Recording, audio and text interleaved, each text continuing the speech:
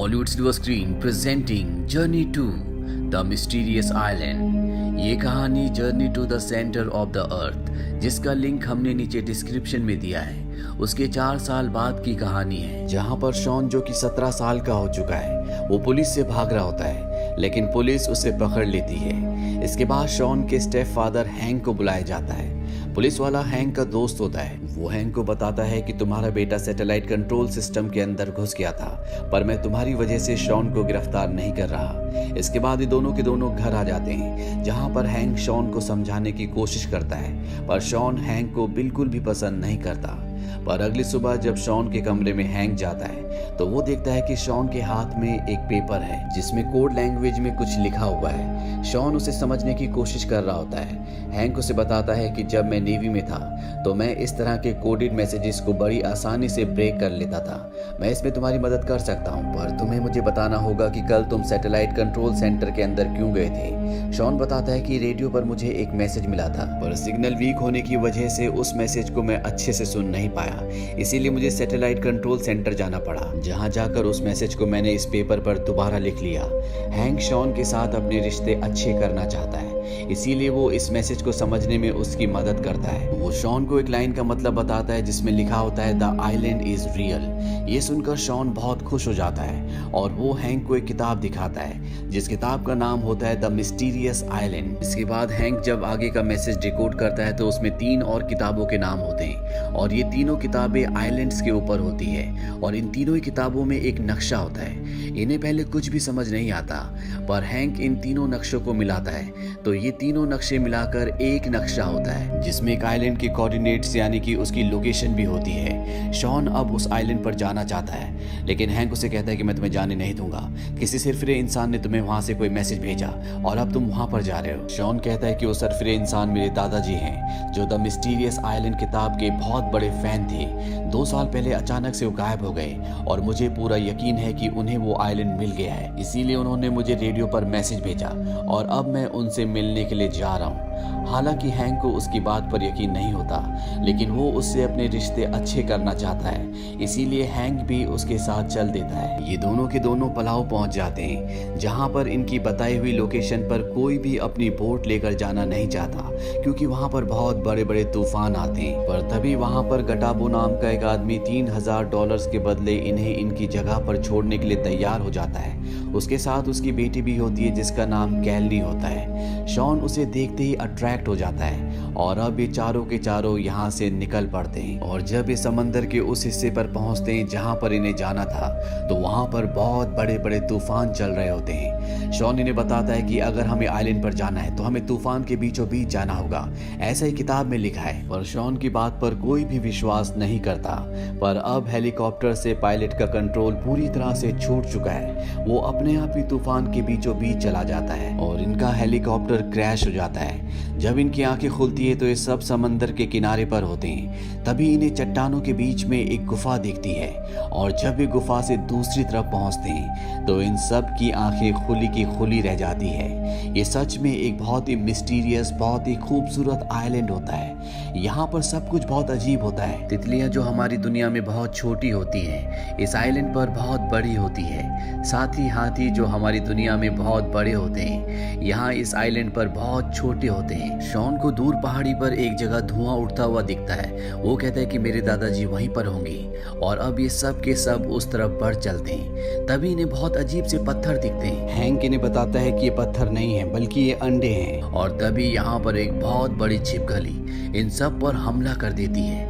ये सब के सब यहाँ से भागना शुरू करते हैं, और इससे पहले कि वो छिपकली इन सबको अपना निवाला बनाती, कोई उस पर हमला करके उसे बेहोश कर देता है। और अगले पल यहाँ पर शॉन के दादा अलेक्जेंडर आते हैं। वो बताते हैं कि उन्होंने यहाँ पर रहना सीख लिया है। इसके बाद वो इन सबको अपनी जगह पर ले जाते हैं, जहाँ पर उनका अपना ट्री हाउस होता है, जिसके अंदर रहने, खाने, पीने की सारी सुविधाएं होती है।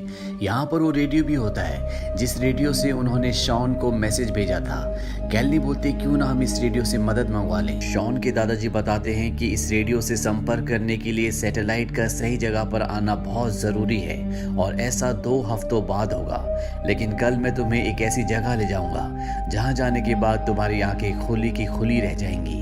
अगली सुबह सब के सब सफर पर निकल पड़ते हैं और कुछ ही देर बाद ये एक खूबसूरत शहर के सामने पहुंच जाते हैं, जो कि एक खोया हुआ शहर है जिसका नाम एटलांटिस है। हैंक कहता है तो कई 100 साल पहले पानी में डूब चुका था। शॉन के दादाजी बताते हैं कि जब इस शहर के बारे में लिखा गया था तब ये पानी में डूबा हुआ था, लेकिन 70 साल ये पानी के ऊपर रहता है और 70 साल पानी के नीचे। शॉन बताता है कि ऐसा समंदर के नीचे ज्वालामुखी की वजह से होता है जो सतह को ऊपर और नीचे धकेलता रहता है। हैंक अब यहाँ पर पानी को टेस्ट करता है और बताता है कि पानी खारा है। समंदर का पानी आइलैंड के इतने अंदर तक नहीं आ सकता, यानी कि पानी जमीन के नीचे से आ रहा है। मुझे लगता है कि जल्द ये द्वीप डूबने वाला है। हालांकि शॉन के दादाजी उसकी बातों पर विश्वास नहीं करते और कहते हैं कि मेरी कैलकुलेशन के हिसाब से इस आइलैंड को डूबने में 14 साल लगेंगे, लेकिन हैंक उनकी बात पर विश्वास नहीं करता। वो कहता है कि मेरी कैलकुलेशन के हिसाब से 2 से 3 दिन में ये पूरा आइलैंड पानी के अंदर डूब जाएगा। अब लेखक जूल्स की जिस किताब में इस आइलैंड का जिक्र था, उसी किताब में एक बहुत बड़ी सबमरीन यानी कि पनडुब्बी का भी जिक्र था जिसका नाम नॉटिलियस है, जो कि कैप्टन नीमो की थी। पर किताब में इस बात का जिक्र नहीं होता कि कैप्टन नीमो की पनडुब्बी कहाँ पर है, जिससे तूफान आने पर इस समंदर के यानी कि पानी के नीचे से सतह पर पहुंच सकते हैं। शॉन के दादाजी इन्हें कैप्टन नीमो की समाधि पर ले जाते हैं और बताते हैं कि ये उनके साथियों ने बनाई थी। यहाँ पर कैप्टन नीमो की लिखी हुई एक डायरी भी है जिसे कैलेनी अंदर से ले आती है। इन सबको पता चलता है कि नीमो हिंदुस्तान से था।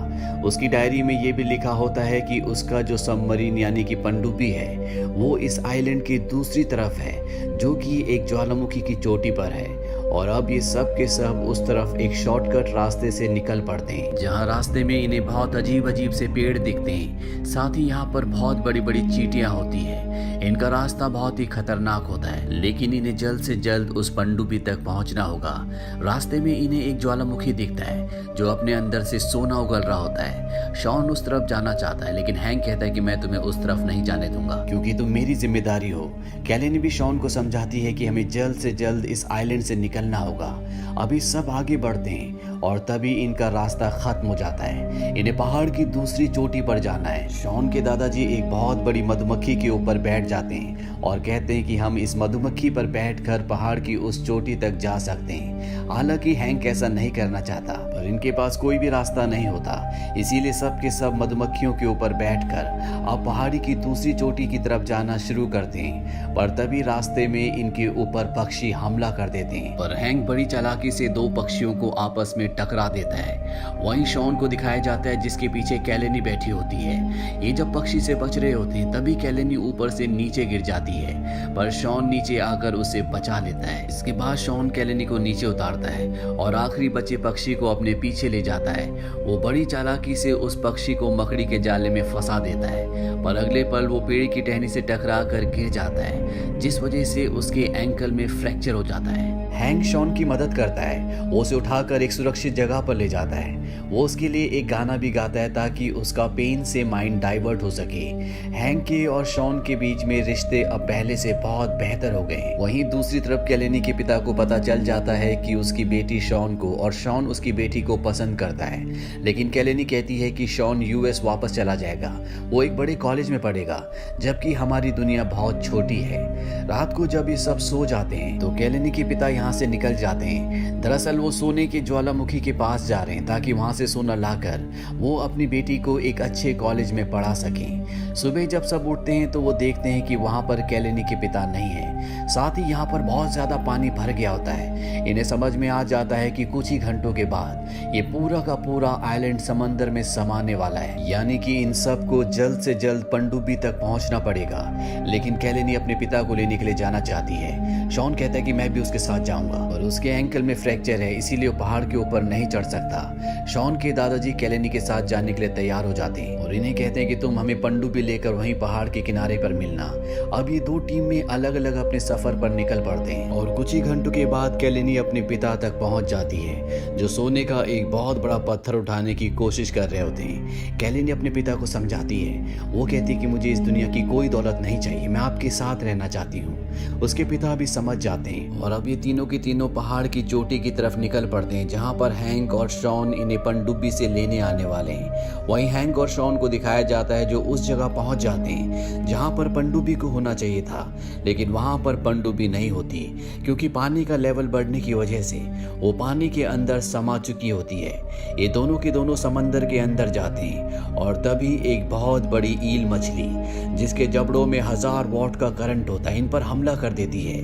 ये किसी तरह से उससे बच जाते हैं और इससे पहले कि वो दोबारा इन पर हमला करती, ये दोनों के दोनों सबमरीन यानी कि पनडुब्बी के अंदर चले जाते हैं। जहां पहुंचने के बाद सबसे पहले ये पनडुब्बी का सारा पानी बाहर निकालते हैं। इसके बाद ये इंजन को स्टार्ट करने की कोशिश भी करते हैं, लेकिन पनडुब्बी का इंजन स्टार्ट नहीं होता। हैंक नीचे से इंजन चेक करके आता है और वो शॉन को बताता है कि इंजन को एक बहुत तेज इलेक्ट्रिसिटी के झटके की जरूरत है। इनके पास इलेक्ट्रिसिटी के झटके के लिए सिर्फ एक ही तरीका है और वो तरीका वो ईल मछली है जो बाहर इनके शिकार के लिए घूम रही है, जिसके जबड़ों में हजारों वोल्ट का करंट है। ये इंजन की वायर को लोहे की एक बहुत बड़ी रॉड के साथ फिक्स कर देते हैं और अब हैंक बाहर जाता है जहां पर वो खतरनाक मछली है और जब वो मछली उसका शिकार करने के लिए उसकी तरफ बढ़ती है तो वो उस लोहे की रॉड को उसके मुंह के अंदर डाल देता है, जिससे इंजन को एक बहुत बड़ा झटका मिलता है और इनकी पनडुब्बी स्टार्ट हो जाती है। हैंक भी वापस पनडुब्बी के अंदर आ जाता है। वहीं कैलेनी उसके पिता और शॉन के दादाजी को दिखाया जाता है जो ज्वालामुखी के फटने से साथ ही चारों तरफ पानी भरने से एक चट्टान के ऊपर फंस जाते हैं। उनके चारों तरफ पानी पानी होता है, जिसकी ऊंची लहरों में इनकी चट्टान भी ऊपर की ओर उठना शुरू हो जाती है और इससे पहले कि वो दोबारा समंदर में जाती, ये तीनों के तीनों समंदर में कूद जाते हैं और एक दूसरे का हाथ पकड़ लेते हैं। और जब इन्हें लगता है कि इनकी जिंदगी का अंत आ चुका है, तभी सामने से वो पनडुब्बी जिसके अंदर हैंक और शॉन है वो आ जाती है और वो इन तीनों को पनडुब्बी के अंदर ले लेते हैं। पर अभी भी इनकी परेशानियां खत्म नहीं होती, क्योंकि इनके सामने पानी के अंदर बहुत बड़ी बड़ी चट्टानें हैं और एक चट्टान का बहुत बड़ा टुकड़ा इन्हीं की पनडुब्बी की तरफ आ रहा होता है। हैंक कैलेनी के पिता को कहता है कि तुम पनडुब्बी चलाओ।